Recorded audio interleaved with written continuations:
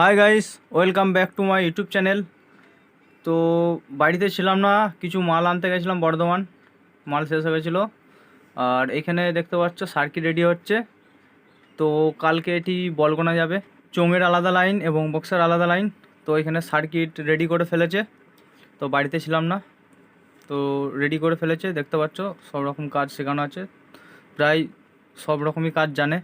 বাড়িতে না থাকলেও অনেক হেল্প করে আমাকে। তো সার্কিটগুলো রেডি করে ফেলেছে। তো তোমাদের এতদিন বলিনি এটা। তো স্পিকার টিকার সবই ছাওয়াতে পারে, ঠিক আছে।